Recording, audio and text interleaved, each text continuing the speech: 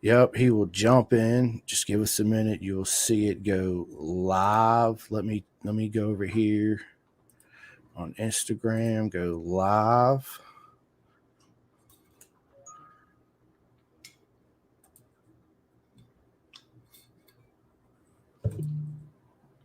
All right. Ooh, I got the notification That it's live on Instagram. on Facebook. We are live on Facebook, everybody. Absolutely. Hang on. Let me see what's going on. I'm trying to figure out how to mute. Instagram. Yeah. Maybe that's it. Because I don't hear no reverbs. I think I figured it out. This is awesome. But anyway, sorry about the delay, everybody. Listen, it's the last podcast of 2023. Me and Juju were just talking about it. I can't believe it. It's the year. Where's the year gone, right? It's gone by so fast. I want to give everybody a big shout out, but I'm going to do it at the end of the podcast. But for now, we are live with my man, Juju. What is up, Julian Correa? How you doing? Yeah, all good. Enjoying the holidays, kind of taking a little break from the real world and enjoying with family and friends, and yeah, just like I said, relaxing. That's very important in the sport and kind of get your mind off things. It is. It is. It's always nice to unplug from the matrix and unwind and relax, right? And nobody better to do it with than the family. I'm a big family man too, as everybody already knows. So, but yeah, so everybody, I had Jillian on earlier in the year, him and Avery. So today, for the last one of the year, who better to have it than the man himself, Jillian, dude, my man, 2023 British Talent Cup. We talked about when we had you and Avery on, it wasn't really too in depth on really how you got started. You kind of touched based on it, right? Yeah. So I'd like to get more into that today. So obviously everybody knows Michael, your dad, which is Proper Mega SFL Mini. So how did all this start and come together, Jillian? So I started off in Jersey, as I touched on in the other podcast. I started off in Jersey. We were living in Jersey at the time, and there was an AMA race going on over at New Jersey Motorsports Park, and there was NJ Mini GP was holding some demos. Some kids on 50s doing drills, and nothing crazy. But for me, back in the day, I thought it was the coolest thing ever. Kind of got into contact with Ryan and Nathan, who run NJ Mini GP, and a couple months later, I came out to my first event uh, at New Jersey Motorsports Park, and some of the coaches that were there, I still talk to this day. My number one was Scott Stump. Scott Stump was the first person I rode with on track, and I still talk to Stumpy, to this day. I love Stumpy to death, and we mess around with each other a lot, but I love that guy. I've known him for forever, for as long as I can remember. So she started NJ Mini GP, and my dad found a job down in Miami here in Florida, and from there we knew that obviously we couldn't continue with this NJ Mini GP thing being in Florida, and my dad stepped up. He became part of the franchise, and he started SFL Mini GP, which is where my kind of passion really started for racing. When my dad started SFL Mini GP, because I started to get my own bikes, and we were going to the track together, just me and my dad, and it was kind of building that bond, and I was building the love for the sport. And the first event for SFL was at Miami GP in Opelika, Florida, and from there, some of the NJ Mini GP kids came down, and the rest is history for SFL. It's grown, much larger than I think any of us could have ever dreamed it would be. There's two riders this year that came home with two national championships, and from down here in Florida. Avery's one of them, and yeah, it's just crazy to see what it's built to. Me and Avery have grown up together, and watching him progress and us progressing together, and it's cool to see him progressing and him doing all this amazing stuff here in the States. And now for me, I'm taking a different path than Moto America. I'm taking the Europe path, which, hopefully it leads to MotoGP one day. And that's always the end dream is to make it to World Championship. And, even for me, I've watched so much Moto3 that I think I'm more excited to be in Moto3 than I am MotoGP at this point. I Yeah. love watching Moto3 racing, and to be a part of it is honestly a dream that I've had it ever since I started watching MotoGP. Yeah, MotoGP's proper, man, and Yeah. yeah, it's where the end goal, right? That's where everybody wants to be. It's just like That's the dream. it is. It is. So you could be a champion in many forms, in many categories, right? Yeah. But the ultimate is MotoGP. It's just like Formula One to IndyCar or NASCAR, right? You want to be a true world champion. It's Formula One. So yeah, man. So obviously SFL Mini, everybody knows I'm a huge fan. I talk about you guys all the time, and nice shirt, by the way, Juju. I like it, man. Yeah. You like the hat? Yeah, man. Yeah. There you go. So that being said, man, how did this whole going over to Europe come about? Like, what was the steps taken to actually get to the British Talent Cup? Yeah. So, Europe has always been the goal for me and my dad. Ever since we were little, we've always been focused on getting to Europe because we know Europe is where racing is at. Europe, let's say Spain or England, racing is like our basketball or our baseball.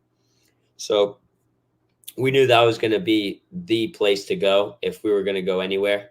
Here in the States, it's big, but it's nowhere near the size it is in Europe. So it being in Europe was number one for us, was to get to Europe. So when I started racing big bikes back in towards the end of 2020 and then into 2021, I had a Ninja 400, which obviously would have put me on the path where in the Junior Cup. But I also had a Milwaukee 250, which is a full GP chassis, the same as my NSF now. And that bike I fell in love with, and I started destroying, like, I don't want to, be too cocky, but I was destroying lap records here and there at all the tracks. And my sponsor in England, DRC, the leather company that I still use to this day, and I've been using him. Matt Dexter, big shout out. Yeah. For, I would say it's going to be my 6th year now. No. Yeah, seventh year wearing DRC. Jay has been the biggest help. He housed me for a whole year. The leathers leathers isn't even kind of like what I classify him as anymore as a sponsor. He's family now, and I love him to death. He's an amazing guy, amazing sponsor.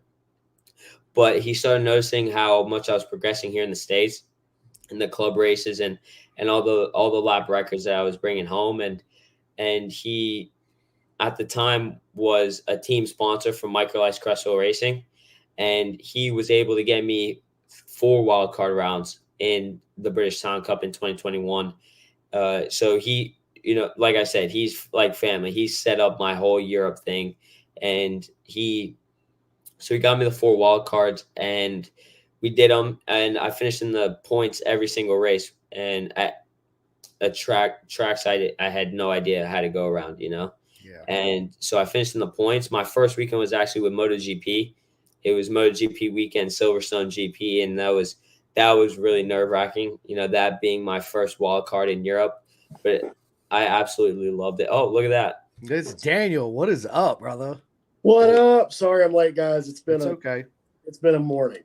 No worries. But what up, Julian? Hi, how are you? All good? I'm good, man. Good. We'll discuss how you and I took the same start at Road Atlanta later. Got it. So yeah, kind of finished in the points every round in my wild cards in the BTC, and from there we built that relationship with the team, and we had that conversation about coming back the next year and doing it full time. And from there, we did the full 2022 season, which was a massive learning curve for me. Like I said, I stayed with Jay Dexter, housed me for that year. And that, being away from my family for 8 months and, practically doing everything on my own, which obviously, I had Jay there, but I mean, it's not the same as having your real family, of course. Yeah. So it was really tough. It was a hard year, a hard learning year, a learning curve for sure. but I don't think I would have done it any other way. I mean, I learned so many things that I'm glad I learned at my age now than, later on in my career when it probably could have been over, obviously. Yeah. So, it was a hard year. It was a really tough year. And, we came back this year and we had a much stronger year, was consistent, flying back and forth and being home most of the time really helped. Because like you said, Chris, you're a big family guy. So, being with your family is key to be successful. Yep. And for me, that's a really big thing as well. And being with my family and even flying back and forth wasn't too hard for me. After, about 3 rounds, I kind of got used to it and had my little routine whenever I was at the airport. So it wasn't a big deal for me. And it showed this year. We finished top 5 in the championship this year instead of outside of the top 10 like last year. So it's a really big step that we made this year. And some days I'm bored at the house and I go back and I watch videos of even like the beginning of this year and like last year. And it's good to see.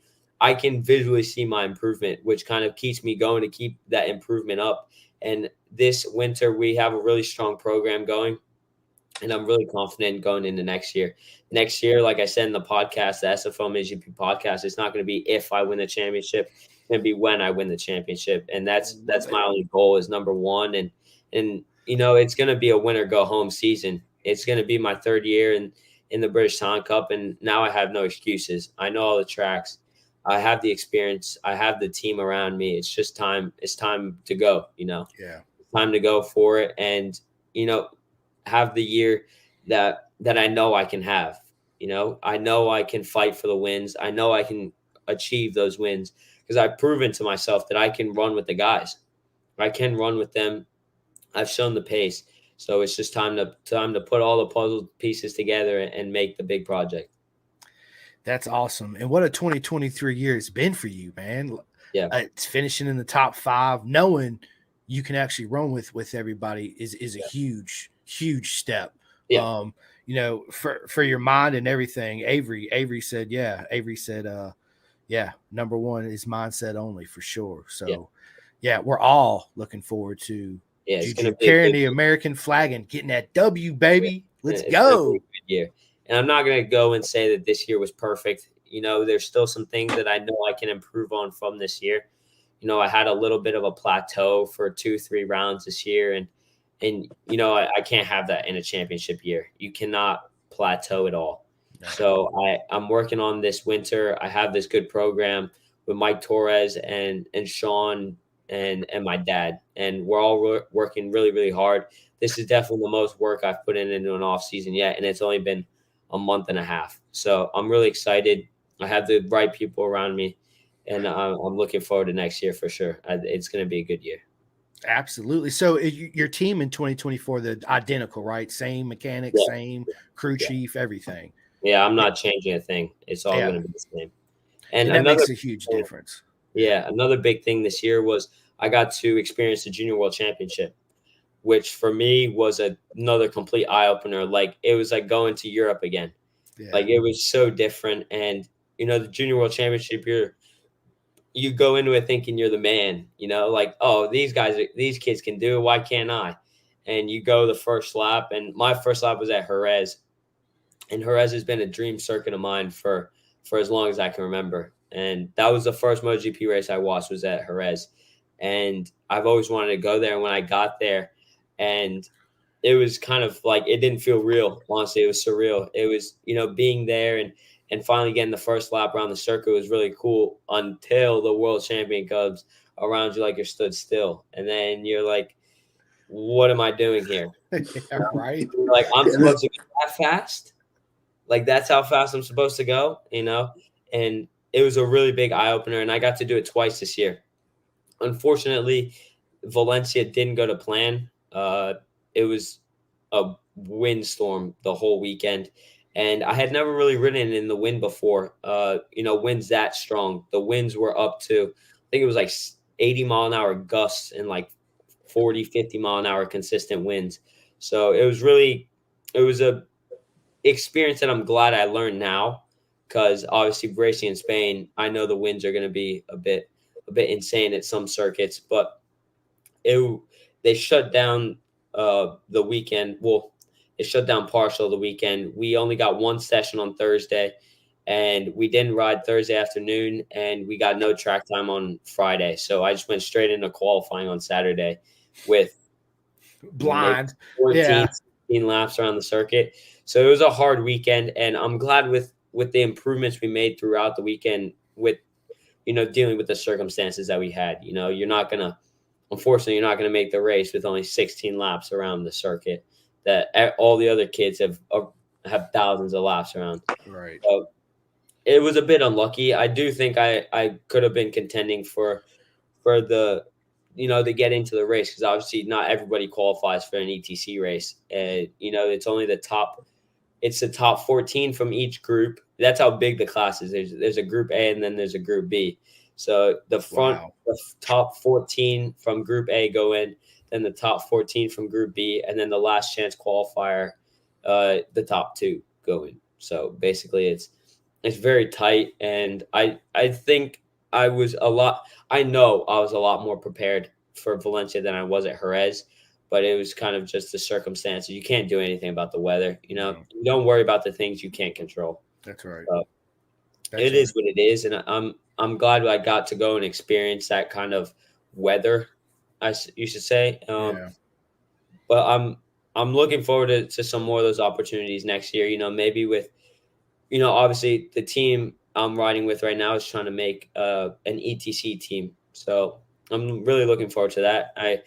All the Spain tracks are my dream anyways. They're all MotoGP tracks that they go to. So I'd be happy with every track. But yeah, it was definitely an eye opener this year that I'm really glad I got to experience. I'm glad you did too. And you already know, we all over here was like, let's go, choo-choo, let's go. Right. So listen, what's the difference between the two motorcycles in the British Talent Cup versus the EWC or ECW, whatever it was? ETC. So the BTC is just out of the crate. Put some tires on, suspension, go race. Stock bike. In ETC, I'm not exactly sure all the regulations, but it's not a stock bike. You can have a pipe on it.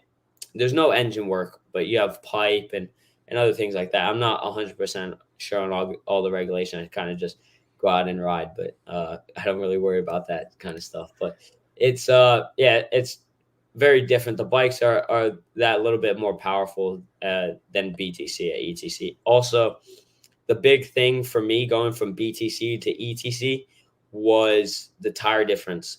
You ride Dunlops in BTC, and in ETC you have to ride Bridgestones. Two very different tires. The Bridgestone's a little bit wider, so a little bit more of a contact patch, but not as tall. So the top speed was the bike is quicker, so top speed always going to be a little bit quicker, but the tire, if you put it on a Dunlop, it would be a little bit quicker. The Dunlop is a bit thinner, but it's a little bit taller for top speed. And the top, go ahead, Daniel. Sorry. How different is the construction internally on those? Does the Dunlop squish a little bit better going in? Is the Bridgestone? Yeah, the Bridgestone is a little bit of a harder carcass, so it lasts a little bit longer, but you won't believe it. The grip on the Bridgestone is that slight bit better than Dunlop. But the Dunlop still is a really, really good tire. Like it's really grippy. The Moto 3s, I love the Moto 3s.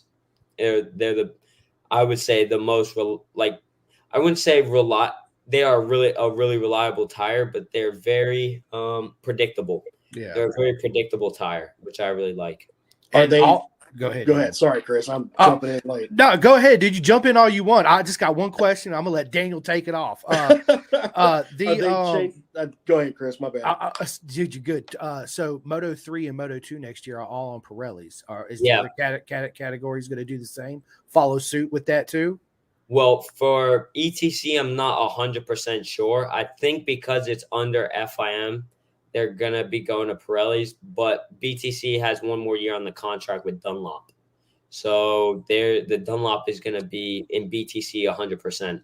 So, but I think the year after, I think they're going to Pirelli just because they're also under FIM. Yeah. Well, you took my question, Chris. There you go. Oh, sorry, Daniel. Oh, you're all right. That's because if you were going to ask it, I obviously was going to. Yeah. As Julian was talking, I was like, Pirelli tires. That's what they were doing. Yeah, and I would love to see Moto America do something like that. Juju, right? Have Dunlop and Pirelli and maybe Bridgestone have a tire war. They kind of do that at the 200, don't they? They do it at the 200. You get a choice. Yeah, I think that should also extend for the season too as well. I don't know, what the deal is behind all that, but it is what it is. So it was when they did the spec tire, right? It was right before Moto America jumped in, like everybody was already on the Dunlops anyway. I think this was before M4 was the factory Suzuki team. They were on Pirellis, and then they made it a Yoshimura Suzuki team. Well, yeah. Well, Yoshimura was on Dunlops because they were the factory team, and like all the factory teams were on Dunlop, and then the M4 wasn't the factory team, and they were on Pirellis, and then when they changed over, Ben Bostrom had the comment, he's like, "Aren't we all on the same tire already anyway?"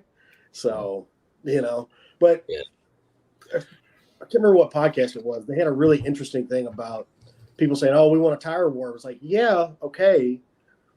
But I think it was the Oxley Bomb podcast. I have to try and find that and listen to that again.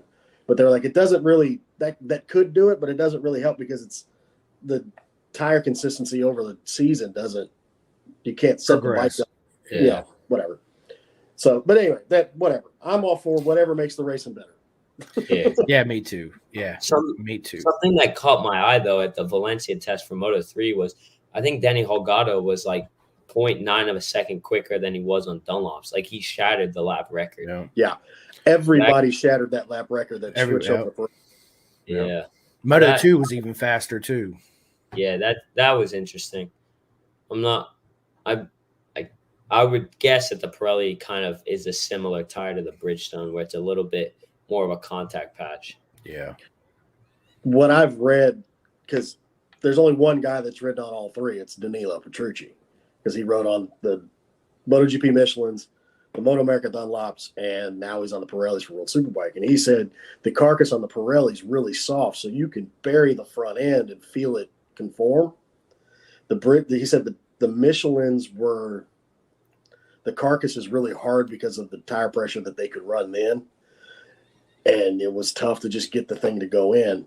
And then the Dunlop, he's like, the Dunlop was the Dunlop. That's all he really said. I was like, all right, cool, whatever. But, like a stick of butter, right? Yeah. I mean, it was one of he said like the carcass was really hard, but the compound would just go away. If I'm remembering correctly. But again, it's one of those things like I've read it and I've got to reread it again. But yeah, tires are going to be interesting. That Pirelli review is kind of interesting. Now it makes sense why Top Rack does what Top Rack does.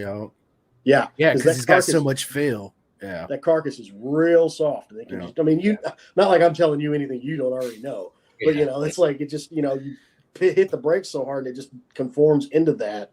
And Top Rack's the best at seeing how that tire is going to fold and move around, and it's just it's crazy. I was actually looking at pictures with Avery last night of pictures of Top Rack like this, and he's like corner entrance, like he's about to tip in and the rear wheel's off the floor.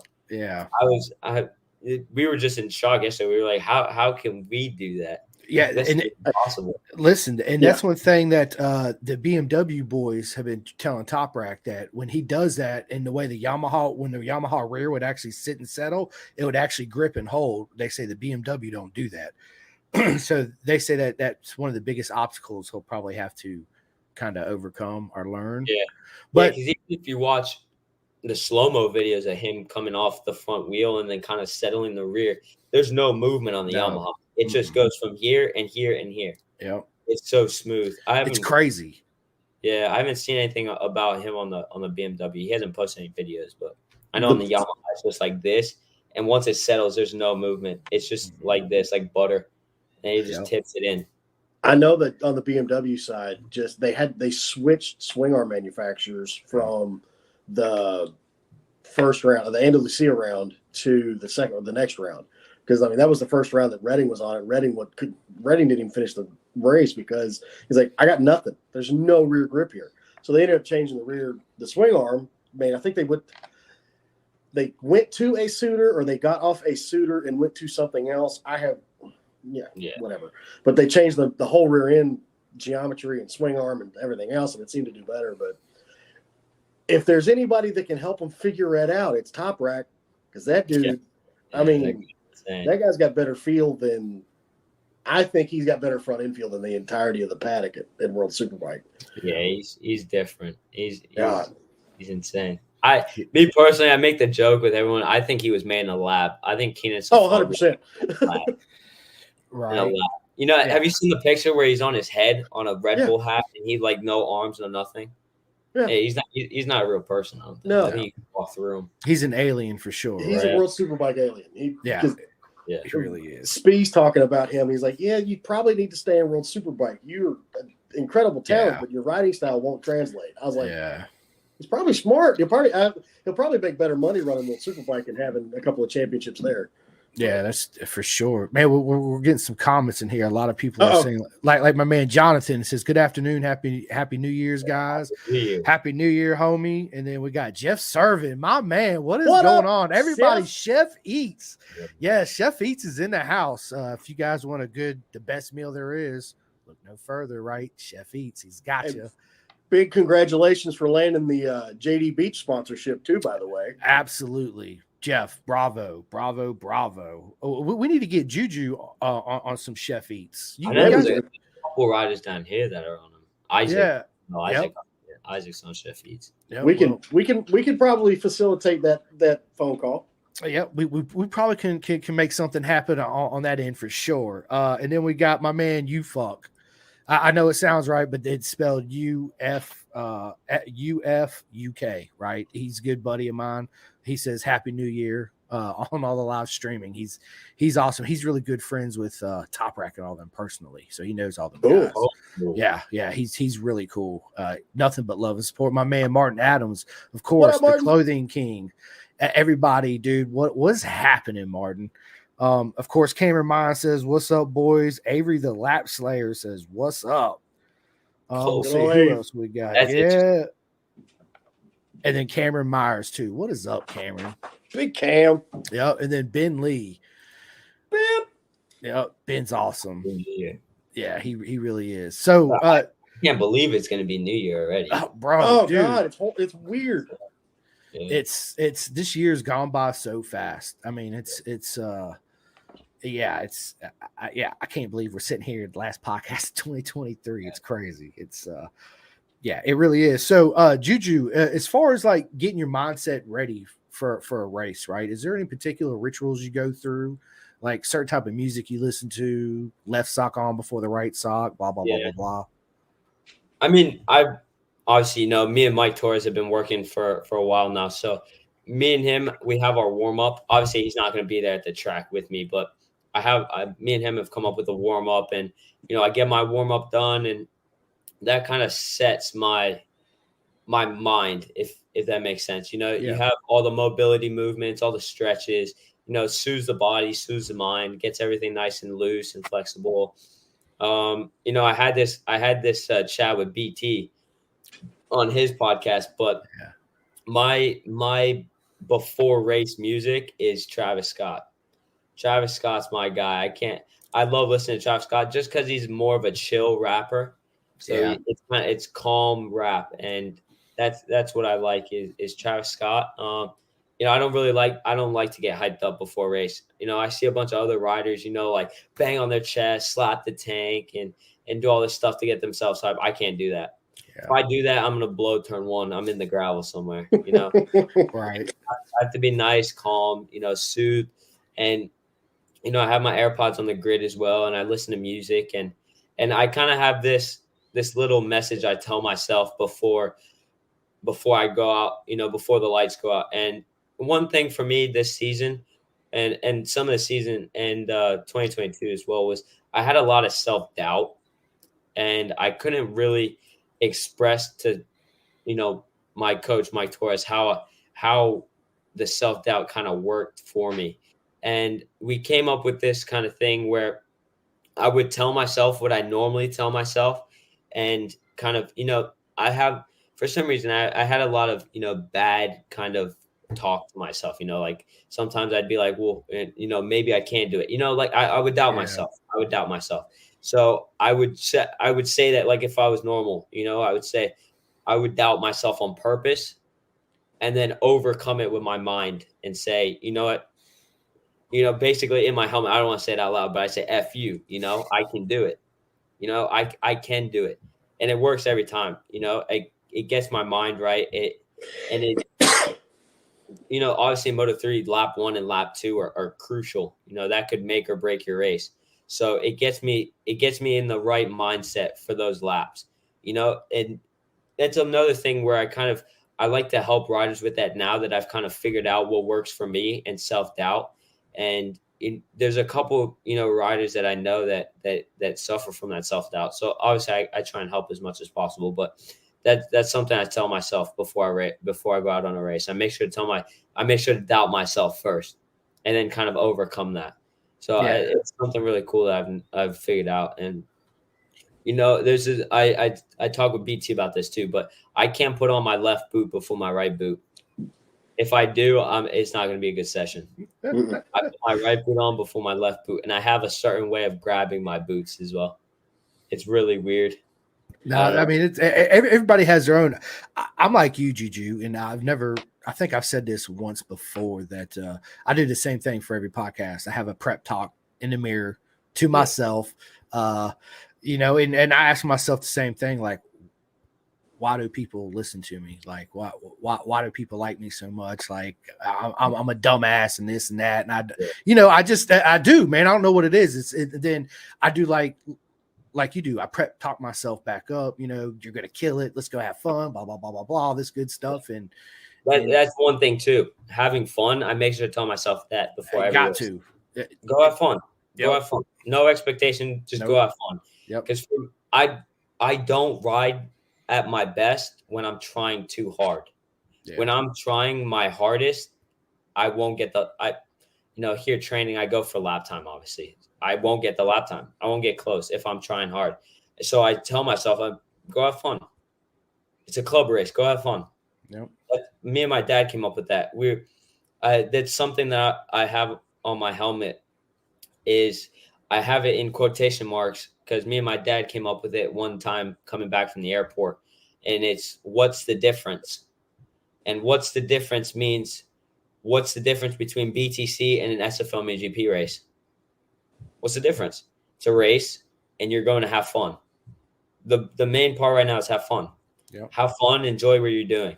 So I say that to myself too. What's the difference between this race and a CCS race on a 600? What's the difference? Either way, you can beat them. Yeah, you can beat them. So that's one. I'm gonna need a couple of what's the difference stickers. I'm gonna need a couple. I might make them. It's going on my book. Make them. Like, yeah.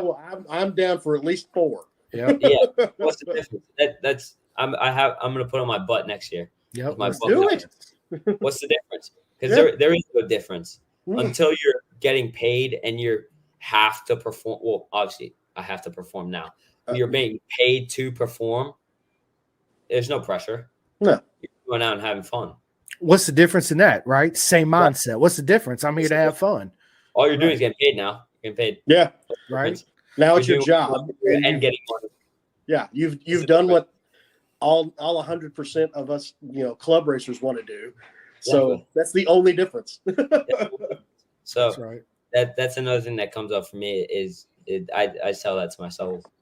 There is no difference. Yeah. Truly, there's no difference. You're going out, you're having fun, and the only difference is your dad's not here or your family's not here to celebrate with you. But that's a difference. That's all right. But you guys, I sure talk all the time, though, right? Oh yeah, yeah, for sure. One thing for me is I try to be as quiet as possible at the track, kind of focus with my crew, and that's it. So I don't really talk to my parents as much as you may think. I don't really talk to many people on my phone at all. Like, I try to keep my screen time on phone to 2 hours max. And, that might be enjoying it bed, before you go to bed. Yeah. Just to get your mind off things. So, I give them a little bit of an update after the session. And, they understand. I need to work on me, and unfortunately they're not there to see what's going on. Yeah. So I don't really. It kind of sounds a little selfish, but I just want it to be me and my crew. Like that is, and I have crew here. Tim Cassess is my crew chief here, and he helps me a lot, like a lot, even with stuff in the UK, because he understands the motorcycle really, really well. Because obviously I have the NSF here, so it's either with my crew, with Tim, and then I'll give my parents an update at the end of the day. Make sure I'll tell them I'm okay. Session was it was good or bad, and whether we know what to improve or what not. Yep. And tell them you love them. You're going to bed, and I'll see you guys tomorrow. Something quick and easy like that. Yeah, that's good. When there's too much input coming in from too many people, you're not going to understand anything. No, you can't have too much input. You have too much input, and one, you're not going to comprehend it, and two, it could hinder you in some way. Yeah, So absolutely. I keep it to a minimum. The input. Even with my coach Torres, if I don't have a problem with my mental, I'll only text him at night, tell him how the day went, and that was it. Because it's too much input. Yeah. Too much input for me, it hinders me. Keep it simple. Exactly. Absolutely. Keep it simple. So let me ask you this, Juju. How do you deal with bad criticism? Like people saying, oh, you're slow, you shouldn't be here. Like, have you ever had to deal with any of that? Honestly, no. I don't really deal with too many bad critics. I mean, I would say my mom is my biggest critic, honestly, just because she's my mom. So she has to keep me down to the floor. I was going to say, that's not anything different than anybody else. Yeah. She has to keep me grounded and make sure my head doesn't get too big, Yeah. So she'll go and she'll mess with me and she'll be like, yeah, well, you're fifth. So why aren't you number one? But I like it because it keeps me playing. It keeps me humble. And that's another big thing for me and my family is being humble. Yeah. Being Very humble much is number so. one. Yep. Even if I go and shatter a lap record somewhere, I won't say anything about it. Nope. Because it's not there's other people. You don't need other people's opinions. Mm-mm. They don't really matter, do they? No, So, absolutely not. They don't. That's one thing my parents always said too: be humble no matter the situation, right? Yeah, exactly. And you're gonna have those people on social media who are, that me and Avery like to call them the keyboard warriors that kind of just sit behind a keyboard and talk trash like that. Yeah. So I don't pay attention to it. They don't matter. They're not gonna affect me on this journey anyways. No. They're not doing it. They're only jealous because I'm doing it and they're not. So that's right. That's right. That's kind of the mindset I go in with. Is you're gonna have people who are gonna hate, who aren't gonna like you. It's gonna happen. So I don't really listen. I get it too. I never thought that I would, but I get people that hit me up. They're like, "Oh, you suck. You should quit the podcast and all this other shit." Right? And I don't even reply. I just laugh, and it really ignites a fire inside me to burn even more. Right? So. Yeah, I don't even acknowledge them. I just look at the text and smile and delete and block and ban and all that good stuff. You're gonna have those bad guys who like to be the bad guy. Yeah. And all you're gonna do is that's one thing me and my dad talk about quite a bit. And it's just, if you're gonna have someone who's gonna come at you at the bad guy eventually, all you have to do is sit higher than them. Because what are they gonna do? You go down to them, you're a bad guy too. Yeah. So all you have to do is stay humble and sit higher than them, because what are they going to do? They can't do anything. So you either you don't reply or you give them an answer that they can't reply to. Pretty much. What's the quote? If you have a problem with me, text me. And if you don't have my phone number, you don't have the right to have a problem with me. You don't know me well enough to have a problem. So yeah, it's unfortunately, you get that, and people's got to be that way, but it is what it is. You just got to smile and put on a good front. That's why, when I meet everybody, I always tell just like, everybody that I've always met either on or off the podcast, I'm like, dude, what an honor it is to meet you. Right. What an honor it is to be in this space with you and share this time and moments together, because life's so short, man. I want everybody to just be as happy as they can. Right. And, Yeah, I'm really big into that. It's good, and I see it, and it rubs off on my son too, because he's the same way. He'll be, he always puts on a smile, and he sees somebody having a bad day. He's like, "Hey, what's going on? Is there anything I can do to help you out?" Give him a big old hug, and to me, that's I made it right. Being presentable.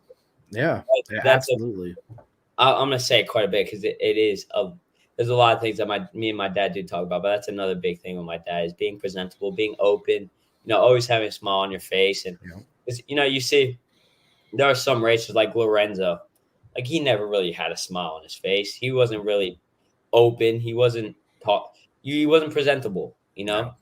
So it's always good to have, that smile on your face and be open, have a good posture when you're talking to people and sit up straight, stand up straight, look people in the eyes, firm handshake, stuff like that. And small stuff like that can go a long way in the sport. Absolutely, so, it does. It is important to be presentable and, just always be that, nice and jolly racer that everyone likes to talk to. Cause that's what everyone likes is someone that they're able to talk to.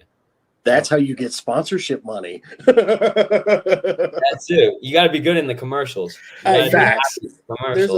I know a few guys that are top level, Moto America guys that don't have the funding because they can't talk on camera. It's either a poor attitude or they don't know how to keep their emotions. Yep. Yeah, you're right. But to be fair, man, social media's gotten so big in the sport. It's almost like you got to have this presence just in social media just to be considered, for a ride these days. Which or is, even to get a sponsor. Yeah, that's true. Try and email a sponsor and they're like, well, do you have a 10K minimum of followers on Instagram? And if you don't, you cannot be part of us. Yeah. And you're like, but to me, that hinders so many people, right? It's crazy. Yeah, it really is. So goals for 2023, Juju, going into this season, did you accomplish and more? Top 5 was a part of the goal. I would say I wanted a little bit more if I didn't have that plateau mid-season. And, you can't really complain. It's going to happen. It's experiences that you're going to have throughout your whole career. And I'm glad it happened. Not as many rounds as it was 2022, but now this season, no more plateauing. Like I'm going to make sure that I have it's okay to have an off race or like an off session. That's fine. But I'm not going to have multiple off rounds. That can't happen. So I'm going to make sure that doesn't happen this year. But top 5 was 1,000% part of the goal. Top 3 was definitely the, I wouldn't say the dream because it was achievable this year, but it was definitely the main, the big goal, But top five was good, and I'm glad with what I did. I'm pleased with what I did this year. I wouldn't say I'm 100%, over the moon with it, but I'm pleased with how the year went, and I'm more than anything, I'm over the moon with how the year ended. With that podium at Dunnington Park and the aggressive side that I showed that I haven't seen in myself ever. I'm really, really excited about because I've never made the kind of moves that I made at Dunnington Park in my life. Like it was the aggressive side came out into me, and I know how to find it again because I'm able to do it here in the States. So I'm really excited now. That's awesome. Yeah, but with some of the stuff here in America, here in the States, I pretty much accomplished everything I wanted to. Made most of the rounds at SFL, enjoyed, had a good time with the guys and obviously with the girls, Ella and them like that. But we can't leave them out for sure. Yeah, no, we cannot leave them out. No, so I really enjoyed the year. It was definitely the best year I've had in my career so far, and I'm looking forward to an even better one next year. Yeah, we are too, right? And actually, 100%. Yeah, I mean just touching base for a minute on the relationship you have with everybody in SFL, right? It's awesome. You and Avery, Ella, Jamie, Cameron, man, all Isaac. I mean, the list goes on, right? But to have those friendship, in a sport that you love, knowing when you do come back to Florida, you guys can go train together, you talk trash together, ride forward together, but it also helps elevate each individual separately in your own game too, as well, right? You know, I don't want to be, a little rude to any of the other riders, but I would say Avery is my number one. Me and Avery have known each other for, it's going to go on 7 years now. And, you wouldn't believe it, but I hated Avery. I would say right now, I absolutely hated Avery. In 2018, I couldn't stand that kid. Why? He beat me in the Mini GP Pro Championship at the last round. He got me to the line. It was like 0.2 at the line. Yeah, I didn't like that kid. I'm not gonna lie to you. I couldn't stand it. But we grew our relationship when we both started racing big bikes, and now we're inseparable. I'm actually this at is his house. This is his house. Yeah. So we're gonna get in some winter training like we do each year, but this year we're putting in a different kind of effort, I think, and we're able to motivate each other, which not many people can. Me and him motivate each other every day. We send each other God knows how many motivation posts on Instagram and TikTok. It's bad. We send so much stuff. But that's awesome. Dude, I love that guy, bro. I love him to death. And honestly, I think I can say comfortably that I don't think I'd be where I am right now if it weren't for him. He's kind of like my kind of like my getaway, if that makes sense. I get home and like at night, every night we're playing something on the Xbox. And when we're together, we're training as hard as we can.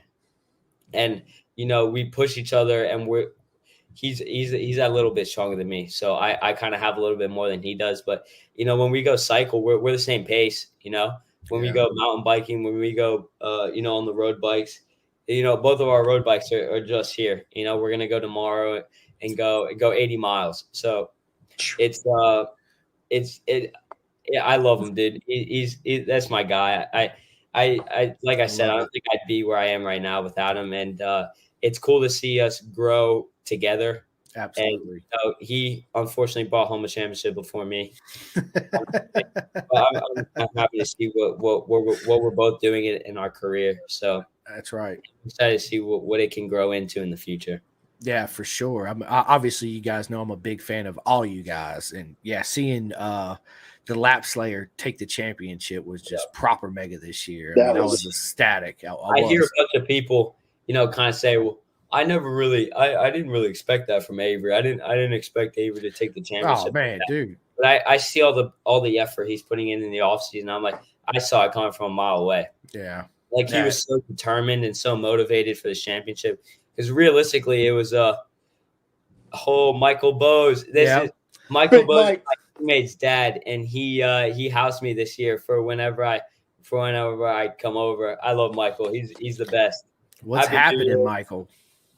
But like I said, he was so determined. He was so motivated for. That's Ella.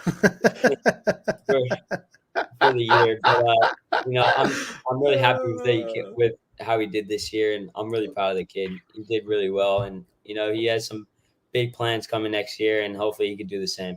Yep. I know. I'm proud of all you guys.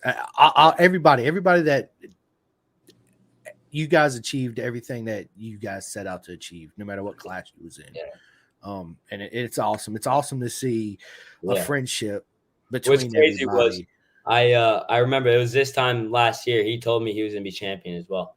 He told me we were at Bushnell, and he was over at my house for a week. And on the drive back, he texted me, even though we were in the same truck. He texted me. He said, "I'm gonna be champion next year." So it's really cool to see that he was able to come through with it. Absolutely. Yeah. Awesome. So that's awesome.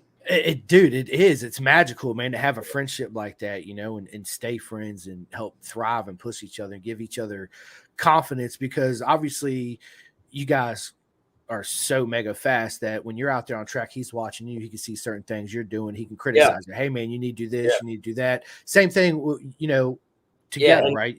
Yeah, we did that. We were doing that yesterday. Yesterday, me and him went over to Anderson for, just to go ride supermotos for the day. and I was that little bit quicker than him. Maybe 3-4 tenths. It's nothing big when we're on supermoto, but I was that little bit quicker, and I went behind him a couple times just to tell him what he could do. So obviously I want to help him. We want to grow together.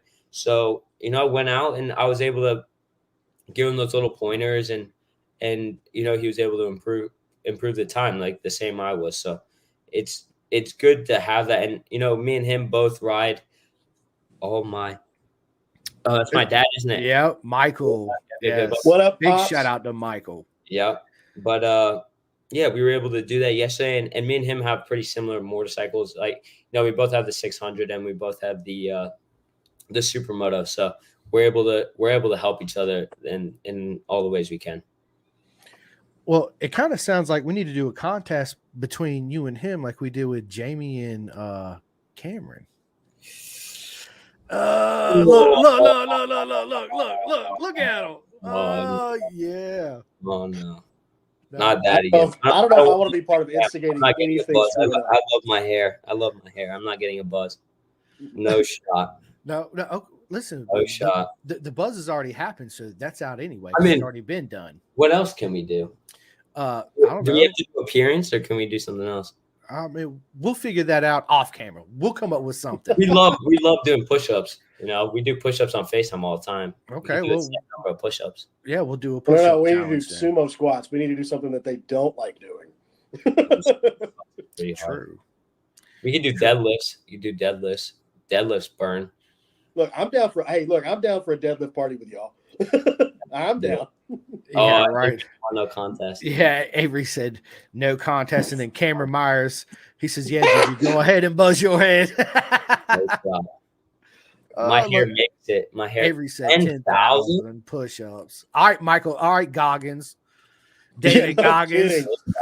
That's me and Avery's number one. That's who we send motivation quotes about. Oh, dude, listen, I'm a huge fan of David Goggins. I actually got both of his audio books.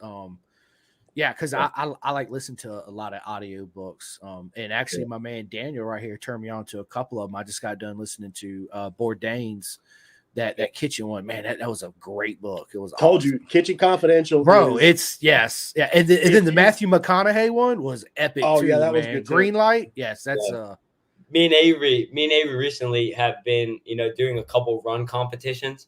Who can run the quickest? And I was able to run a 5:33 mile.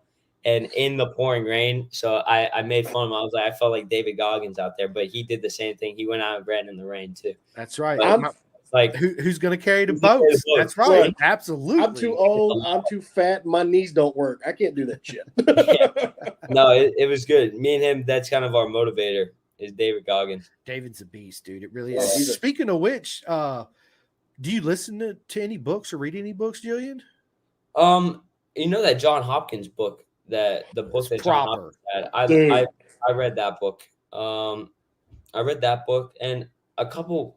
I'm not a big reader, but I do like a couple books, like racing books, and I'm really big into like biographies. I love biographies. Me too. So a good mate of mine, Andy Ibbett, that I had on the podcast, actually sent me his new book right here, which is awesome. Yeah, dude, it's an awesome book. He signed it for me.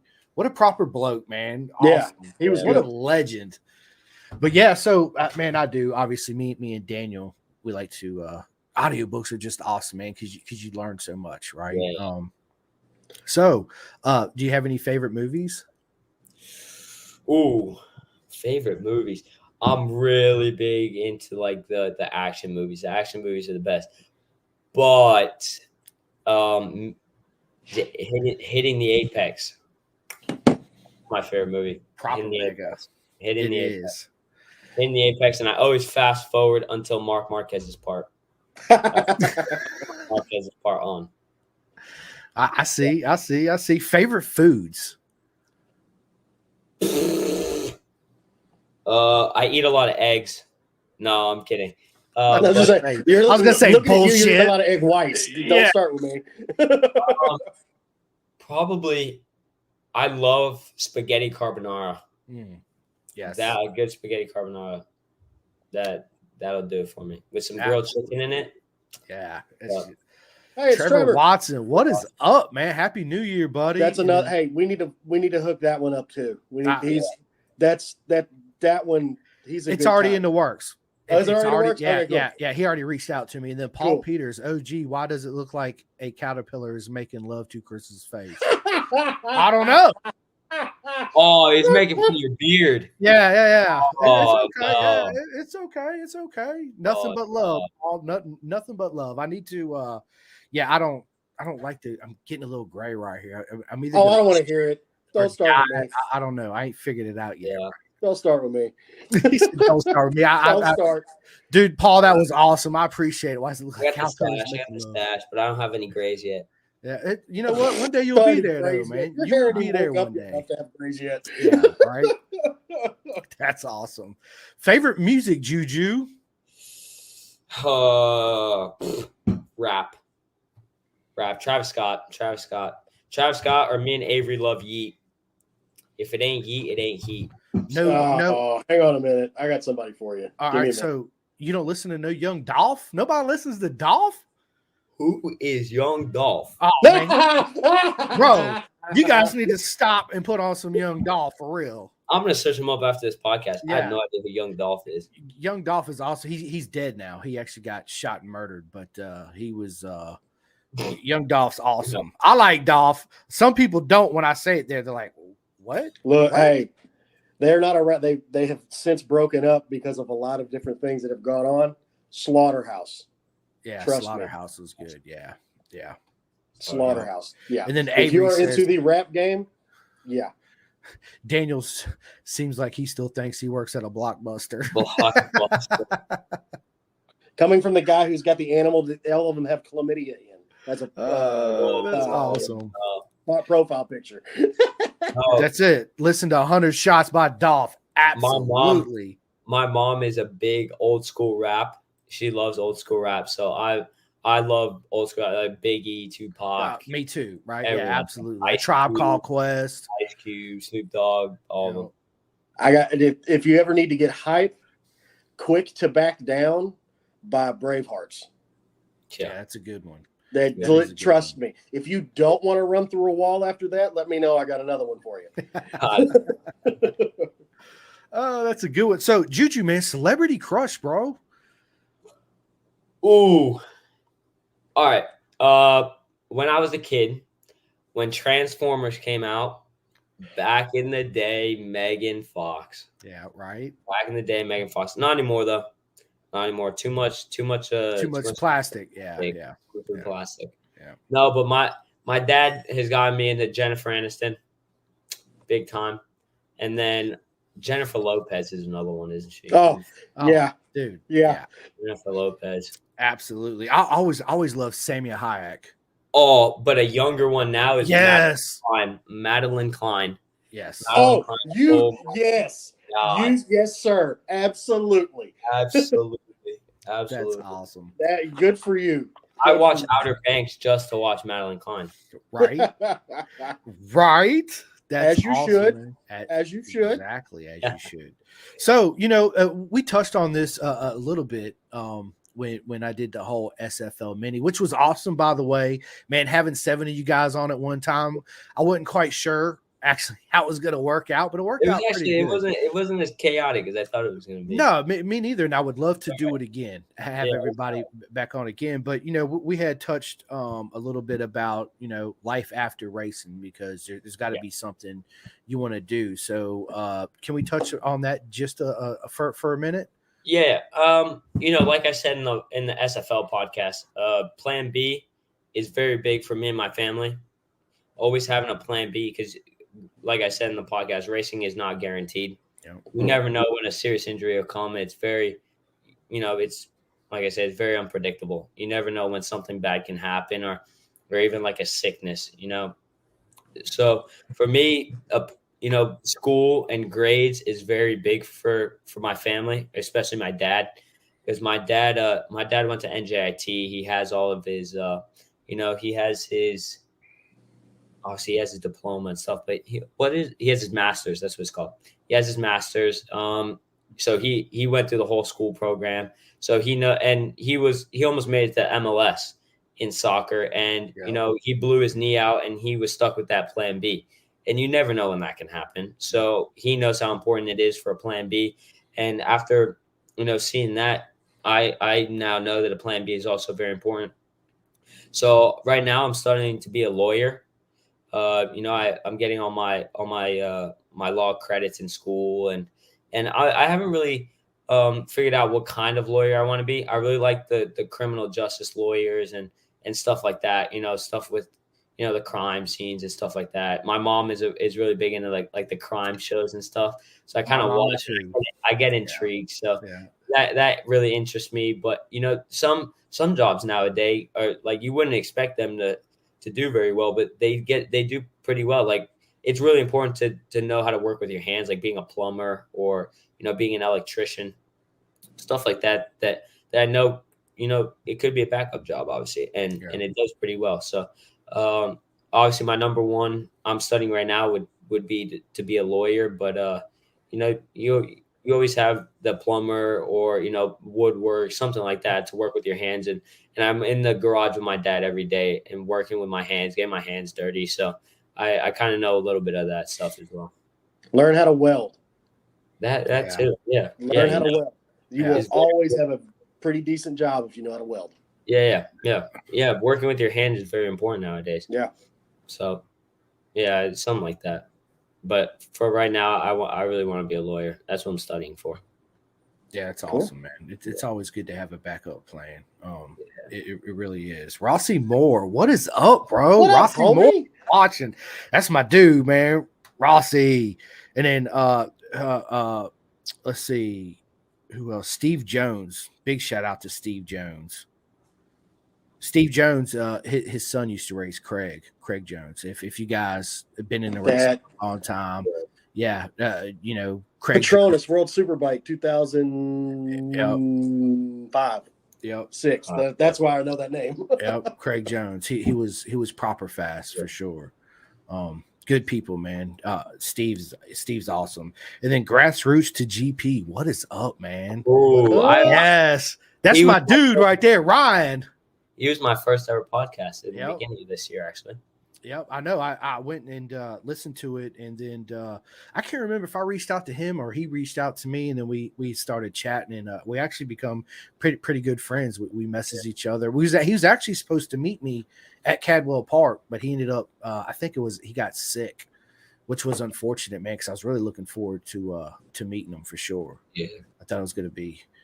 It would have been proper, man. So, dude, a lot of people flying out to Europe, man, is magical anyway, right? It's a whole completely different place. I remember right now I'm a little over it. No, I'm just kidding. right. I'm just kidding. Each time this freaking flight again. It's really not a bad flight. No. I did the math. It's 18 hours. Back and forth. 9. Well, it's 19 hours. 9 there, 10 back, and I did it 10, 12 times. Including the test and the two wild cards in the Junior World Championship. So it's a little over 220 hours or something. Yeah, but I flew out of DC, so it was only like I want to say like 6 hours and 40 minutes to get there, but coming back was almost 8 hours. Yeah. So you're a bit more north than I am. Right. Yeah. So but go ahead. 9:15 there, 10:30 back. Yeah, something like that. Yeah, the wind or something is a little. It's the jet stream. You're against the jet stream, coming back. Yeah, it is. And then of course, I got there. My good mate Daniel Parker picked me up in London, and I had my first proper English breakfast. Right, and we're sitting down. Juju, he goes, man, have you ever tried black pudding? I was like, no. He's like, you want to try it? Listen, so I was like, yeah, sure, I'm here. While bro, let's try it. Bro, blood sausage. No, thank you. Bro, I got about 3 chews in that and spit it straight out. It was horrible, man. Horrible. But my favorite food over there was the fish and the chips, hands down. That's good. Mine's a bacon sandwich. The bacon's, man. If Michael Bose is still in here, he knows. Greg's after every airport run. Really? That's how it was, yeah.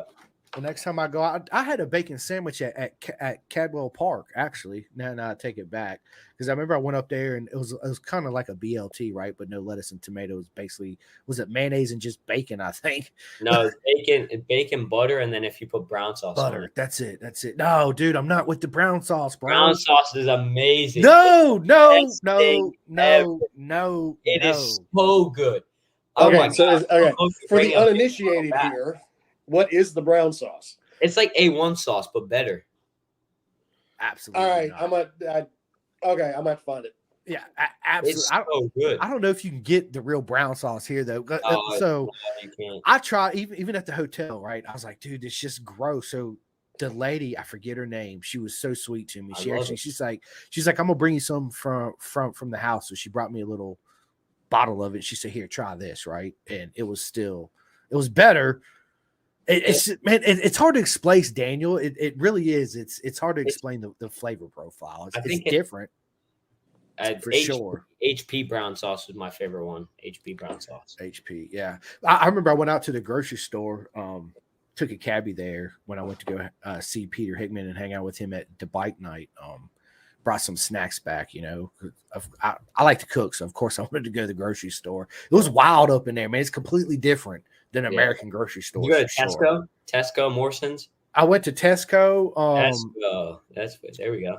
Yep. Tesco, because it was right down the street, right around the corner from Peter's and them place. It was cool, Wait, man. this stuff here? That's what I'm talking about. That is the best sauce ever. You get this crap off Amazon. Yeah, you can get it on Amazon. Anywhere over here. Sorry, man. Well, you can't go to Food Line and get it, right? Well, I'm not arguing that, but I can get it tomorrow. Yeah. No, yeah. You can get it tomorrow. You can get it on Amazon. I take my statement back.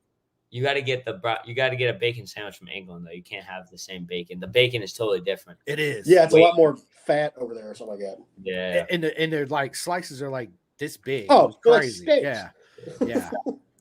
Yeah.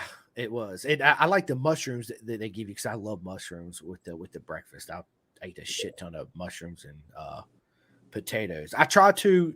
Their teas was good. But I found myself. Their tea is amazing. It is. It is. I don't know if I really like it or if I was just there for too long, but I fell in love with it. It was amazing. It grows on you. It does. It grows on you. It's because we're so used to having coffee. I went over there and got up in the morning. I was like, let me try the tea. I took a sip and I was like, yeah, Yorkshire tea. Yorkshire tea is what it's called. It's really good. Yeah, it was just different, right? Yeah. But it was awesome. I couldn't imagine, spending time. I loved it out there. Can't wait to go back. Definitely looking forward to it. Would you ever? I'm there though. You can't, dude. I know, dude. I wish Juju next time I will. I'm going to Cadwell Park, but I want to do 2 races at a time. Next time I go, and I'm definitely gonna go because you race. I'm trying to think of a track where I know I'm gonna perform. Donington. You're gonna perform because I'm there anyway. Everywhere. If my dad's still watching, I take that back. I will be performing everywhere. Everywhere, right? What's up, Donington? Chris? You gotta go to Donington. Donington is so nice. Donington is so nice. You gotta go there. We stopped by Brands Hatch on the way back, which was awesome. You don't race at Brands, do you? Yeah. Because Brands the race before or after? I can't remember. No, it's the race after. All right. Yeah. So I do that one because that's actually on the way to Daniel's house, who I stayed with, so we can hit up Cadwell and then go chill at his house, and that following weekend hit up Brands Hatch, and it would be. You let me know when you're starting to plan this because I am completely down. Yeah, well, it'll be in 2025. I'm not. Well, I understand that, but let me know so I can start saving money. Juju, is that something you ever thought about? Is actually racing BSB? Honestly, besides BTC, no, I haven't really thought about it. I know Brandon Posh did it. He stayed for the British Super Sports Series, but I haven't really thought about it. I haven't really considered getting on a production chassis yet either. I know, the funds might not be there, obviously, because the GP chassis in Spain are next level expensive. And I know eventually it's going to get to a point where the funds aren't going to be there, and we may have to come back to America if we aren't able to find the funds. But I haven't really thought about either I'd probably do either BSB Super Sport or here Moto America Super Sport. They're both really competitive super sports. They're both really, really fast. They are 110%. And listen, we'd love to actually have you back here in Moto America for sure, right? But I know the dream is GP, right? So you got to stay on that stiff. I want to do the 200 though. Next year, I want to do a 200. 200 be awesome. 2025, I'll do 200. Yeah, that's something that's been on my bucket list since Sean's done it. Yep. But I want to put 40 on the number 1 this time, not number 2. That's it. That's it. Shots fired, Posh. You heard that. Nah. I'm sure he'll probably do it still then. He's Mr. 200, isn't he? Yeah, he's getting there. Yeah, for him sure. And he's getting there. It was interesting last year. Last year was a weird race to me anyway. But it was crazy the way they did it. I always look forward to watching 200 though. Me too. It's pretty entertaining. Usually, there have been some snoozers where it's like, oh, this guy's leading by half a lap again. I'm going to bed. I'm going back to sleep. So, Daniel, you said earlier at the beginning of the podcast, you and Juju did something on track together. Yeah. Okay. Tell us about that. Okay. Oh, yeah. So this is what I tell everybody. So since I've been club racing, this is what I tell everybody. Since I've started club racing, it's always really fun to be on the racetrack as the kids that are coming up that I know that, again, I'm old, I'm fat, I'm working on that part, but it's like I'm doing this for fun. I have no business, any thought process of doing this as a career. It's not going to happen. I do it because it's entertaining. So you and I took the lightweight superbike start at Cycle Jam this year. Which one's Cycle Jam? That's Barber? Road Atlanta. Okay. So yeah, you and I took the start, and you had passed me going up into 5A, lap 1. Coming down the S's and going up the hill. Got it. Yeah. So it was like, passed there. Yeah, you passed. Well, it was bad. My bike was not. Granted, I'm never going to keep up with you anyway, so let's just put that out there to begin with. So my bike was not set up properly at all because I couldn't get the damn thing to turn. Come to find out, the rear ride height was 12 millimeter too low, and I didn't realize that until I got it home and started measuring shit. Because it was such a rush getting everything together. Yeah. So I was just like, that was the absolute worst weekend for me last year. It was horrible. I was so mad. Then we had the fire before the race. Oh, dude, that was another thing. I have a picture of the fire. That was insane. That fire, I was sitting there because it was the next race. Yeah, we were the next race. Yeah. About to put helmet on and everything. All of a sudden, I see this massive cloud of black smoke. I'm like, that's not good. So I'm sitting there looking, and it kept going. I'm like, this is really not good. So literally, like, they shut us down. Right? Yep, that's the fire. That's the fire. Yeah. Yep. What happened? Insane. So some bike caught on fire on the air on the. It was the hay bales. Air fence. So the bike slid because I had a buddy of mine watching, and a buddy of mine was in that race. So he tucks the front coming down the hill. Bike slid into the middle of the S's, got up under the hay, sets the hay on fire, which sets the tires behind it on fire, which proceeded to catch the woods behind everything else on fire. Yeah. So he ended up, him and Jinky. It just destroyed the air fence. They got some of it out. They didn't get all of it because, it was toast. I mean, you rode through that next morning. It was carnage. It was like black. It was like white and black on the floor. It was weird. It was horrible. So, no. So, like, you got me I think it was coming out of 5A, coming up the hill. And I go, oh, there's Juju. I'm going to watch him go into turn 6. And then you went into turn 6. And then I went into turn 6. And then you were already through turn 7. I was like, I'll see you later, dude. I ain't worried about it. It's like, fine. I was like, I'm too old. The bike's not working. I'm just out having a good time. I'll show you a picture of the bike here in a minute. But, like, you'll be like, oh, yeah, that slow guy. Yeah, it's me. So I remember when we went up to Road Atlanta, I was testing the Bridgestone tire for Julian GP. Because I left that Monday to Spain. I got home and I went straight to the airport. Yeah, but it's always because you, Nathan Goker, who is another one. That kid. I did my first race with his first race, and he's in a t-shirt. I'm like, and he just disappeared. I was like, what's going on right now? Like that, what?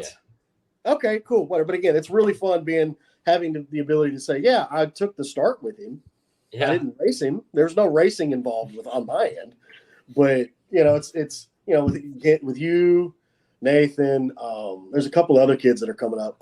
Alessandro de Maria, that kid. DeMario, yeah. DeMario, he put the cleanest and fastest pass on me I've ever experienced at Barber at GNF last year, because we went into turn 2 and I looked. I thought I had 660. Yeah, when he was on that 660. Yeah. I went into turn 2 and was like, oh, I thought I heard somebody coming. I was like, he's going to go around the outside. It's fine. I'm a yellow plate.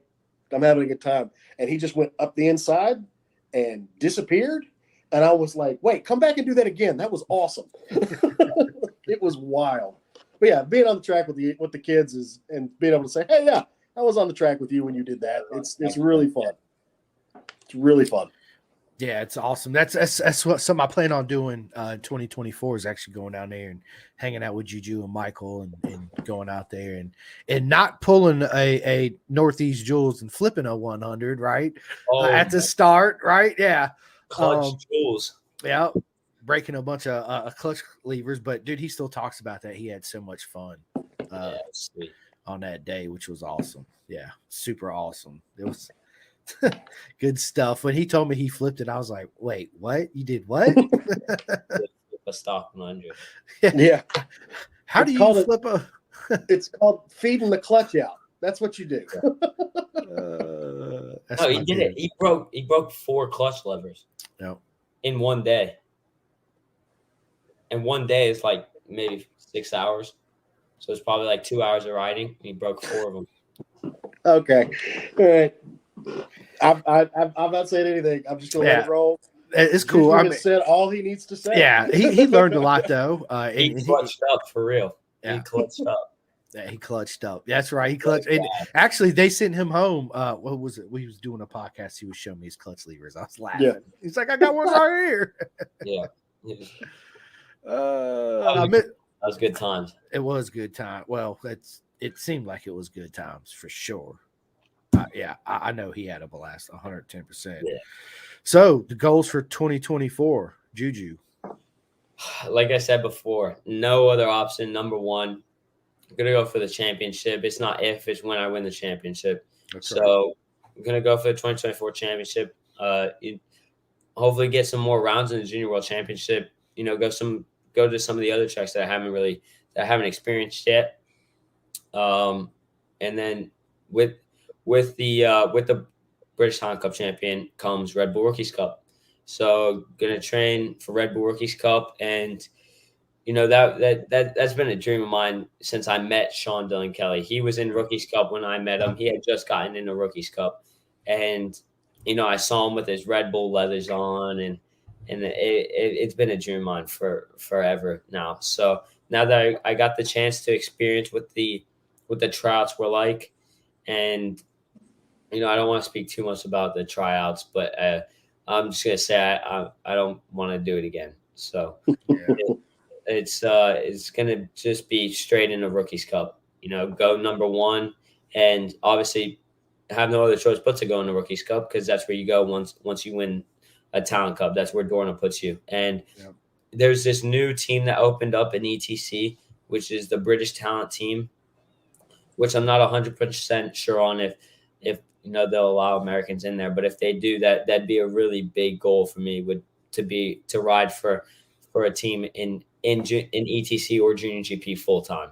So that's going to be a goal of mine, and I'm really looking forward to the year. It's going to be a good year. Have some really good, I think I have the perfect people around me to make this 100% achievable. And I have the tools here at home to work and push for that goal. So I'm really excited for the year. I've made a lot of improvements so far this winter, and I think we're going to have some more, until April. But I'm really excited. Going to go, give my 110% all winter, and I'm really confident that we can do it this year. Yeah, me too. Me too, buddy. I do want to ask you another question, man. Like, if you could have dinner with 5 racers in the world, what 5 racers would be at your dinner table? dead or alive, or Both. just Both. any. They could be dead. They could be alive. Number one, Nikki Hayden. Number one, Nikki Hayden. Gotta be.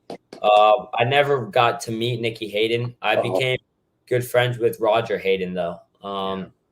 So, but I never got to meet Nikki, unfortunately. Yeah. It kind of, his story kind of scares me a little bit too whenever I go out on the road, but it's kind of, it really does suck that it happened. Yeah. It does. Yeah. Yeah. But Nikki, number one. This is tough. Mark Marquez is my GOAT, so I probably have Mark Marquez.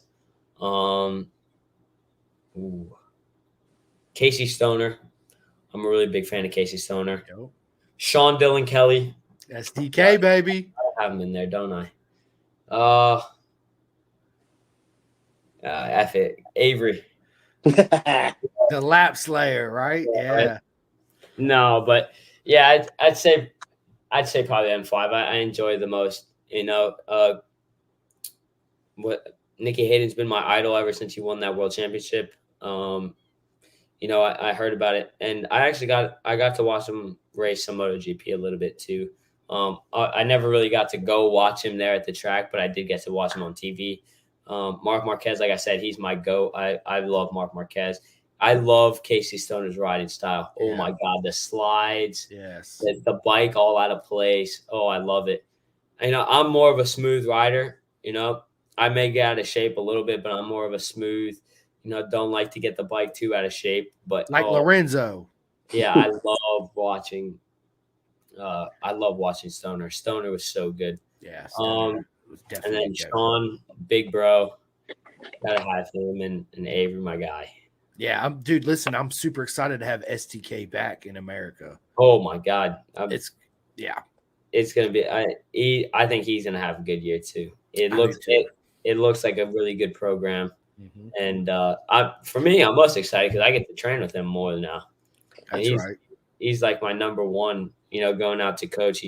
Going out to go train. He's that level above me and just about everything. So I have that little bit of a carrot to go chase. Yeah, and that's what a carrot it is to go chase too, right? Yeah, that's a big SDK carrot. On that BMW is going to be a problem. Yeah, especially in Road America. Him on that bike is going to be a problem. Yeah, it's his first time on a 1000 though, with all those electronics. So that doesn't matter. He's been on a Moto2 bike. Obviously, he's ridden a couple super bikes here and there, but this is his first full time super bike with God knows how many electronics they have. I don't even know. It's not anymore. That's a full on Alpha 1 bike. I'm pretty sure. So it's I think damn near a little super bike. Yeah, it's a weapon. Yeah, sure. It's going to be a problem. It's going to be an issue. It really is. It really. Yeah. Trevor Watson said, "Chris should come down to Barber instead of RA. No stock 1000 at RA this year." I know that sucks not having it there, man. I really want to make Barber too. The main reason that I am going to Road Atlanta is I got a good buddy of mine that I went to high school with. He actually lives down there, so I'm gonna go down there and we're gonna go to the track and kick it and have fun. I'll be at both. I know. It's not out of the question. Sure. It could still possibly happen that I could just ride out and meet up with Daniel and just we can make find a road somewhere trip out of it. Yeah, exactly. We can find you somewhere to sleep. Trust me. I have enough people down there. We can find you somewhere to sleep. Yeah. So it'll be I'd love to. I'm trying to hit up at least a couple races this year in Moto America and hang out with all my peoples, as I call them, and get pictures and talk trash and it's trash will definitely be spoken. Facts trash will be absolutely. And then I got Mike Smith, man. What is up? Mike Smith races the BMW Cup in BSB. I met him at Cadwell, and proper guy. Can't wait to have him on. Looking forward to having him on. So hit me up, Mike, because we need to set a date and a time for that for sure. But listen, Juju, man, we need to have you ever thought about doing like a club, Juju, right? A club 40. Yeah. I mean, I've kind of thought about it a little bit. I just don't know how I would run it, honestly. Well, you would you would I have my website. I mean, I have jujuracing.com, but I haven't really made it. Yeah. Not Yeah, well, necessarily club. yeah, you could do it, man. Just make a club 40, hey, $40 because the number $40. You get you a signed picture and a hat or phone call or text message or whatever, right, to help me out, and all Yeah. that money will help towards Oh yeah, that's a good idea. I know your there are season. a lot of riders that have those kind of clubs. Yeah, they are. My Fans man, see it all the time. yeah. I'm actually got I'm Jake Marsh. I help him out. I'm gonna help out Finn, dude. I want to help everybody out, right? So, but I don't see nobody really in America. It's mostly the European guys that are doing it. Why not? I mean, it's free. Yeah, You could just, like I said, your hats, your signed poster, personal message, whatever it is, right? Or if your European fans actually join the club, then they get a meet and greet with you. Yeah, I'll be here at this day time. Whatever you want to do to make it feasible. Yeah, that's a good idea. I have thought about it a little bit though. You should do it, man. You really should. I think that it would help you out. You'd be surprised on how many people would actually sign up for Club 40. You already know I would. So. Oh yeah, I'm in. 100%. Look, Trevor says, "Yo, I'll send 2 posters for $40 and film with some decals." That's awesome. Oh God. Yeah, that's good stuff. Trevor. Yeah, man. Listen, dude, we've been at this for almost an hour and a half. It only seems like Yeah. we've been sitting down for about 30 minutes, as the case it always is. And I still can't believe, man, it's the last pod of 2023, man. What a ride it's been, right? Dude. Yeah, it's been crazy, man. It really is. It's been fun. It's been looking forward to 2024 too as well. So but man, so listen, I don't want to keep you too much longer. I know that you and Avery are going to go out there and get some training in. So actually we're planning on mountain biking actually right after this podcast. Yep, that's there right. You go. Yep, that's proper. So We listen, hit the gym this morning and now we're gonna go hit the MTB, get on the pedals. That's right. There you Get go. in that workout. That's good stuff, man. And listen, I just want to say thank you, Juju, for coming on the thank podcast. you guys. Honestly, thank you for having me. Pleasure. Listen, we're gonna set up one for 2024 too. So obviously this ain't gonna be the last one we're gonna do. No, yeah. absolutely. So listen, I need you to, Daniel, is there anything you would like to say? Any last questions for him before we get off here? I mean, I might have a question on like riding technique, but we'll ask that here in a minute once we go offline. All right. Because I'm dying on. There's one thing I need some work on. I'm trying to figure out who I need to ask, and you're definitely the person I'm going to ask. So there it is. So Juju, man, why don't you before we get off here, tell everybody where they can find you, where they can follow you, how they can sign up for Club 40. Yeah, right. We gotta make that. We gotta make that thing. We gotta make it happen. Yeah, but Instagram, Juju Monster 21. Facebook, I have an athlete and a personal page, both Julian Alessandro Correa. Twitter, likewise, Julian Correa as well. But I have a YouTube where I post some onboard clips of other tracks. That's also Julian Correa as well. That's right. That's right. And listen, I don't even know where to start, where to begin. There's some shout outs I want to do real quick. I promise I won't make this too long, but I just want to say, listen, thank you to everybody that supports the podcast. It means so much to me. It really does. First and foremost, I want to say thank you to Northeast Jules, which I miss. He will be back in 2024. And a big thank you to Andy Rowe. Andy's the one that got me on the podcast. He's the one that I met in he was from Florida. We met at VIR. That's how my story started with the podcast because of him. So big thank you to Andy, man. I miss you. I really do. He's the one that actually gave me the nickname, The Show. Yeah, which is crazy, man. And it's funny enough, man, people actually call me that all the time. They do. They'll call me The Show all the time. They don't even call me Simcoe no more. It's The Show, which is I just smile every time somebody says it. It's hilarious. But anyway, listen, I want a big thank you to all my friends in Moto America.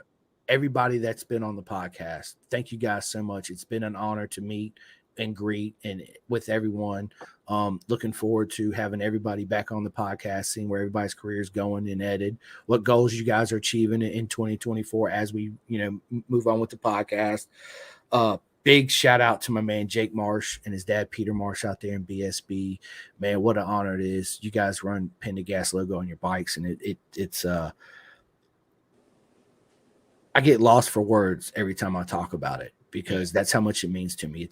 I never thought in a million years that for A, I'd be a podcaster, and B, to where we've actually achieved and how much we've done in such a short time. And again, I couldn't do it without any one of y'all. Juju, you included, Avery, Ella, my man Daniel, Northeast, everybody, right? It's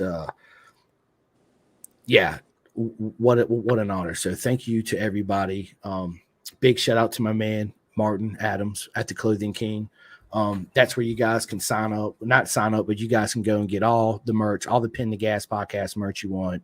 You guys go look them up, buy something. If anybody out there is in the market to actually getting team shirts and stuff made and hats, he has a partnership program that's the best in the world. I suggest you guys should really look into it. Juju, something that you might want to look into too, but we'll talk about that more off camera. Yeah, and just everybody, man. Cameron Frazier, man. Ryan Wolf. I mean, Kevin Horney, man. The list can go on and on and on. I just want to, just say thank you guys so much. It's an honor, and I love every single one of you guys. I really mean that from the bottom of my heart. And looking forward to what 2024 is bringing Pin the Gas and everybody along with it. And again, I tell Daniel all the time too, man. Thank you so much for joining me on this journey. It's been awesome. So, what an honor. I mean, I can't, the people that I've been such a fan of the sport for a long time, and people that I'm talking to and becoming friends with, and the stories, and it's just, I'm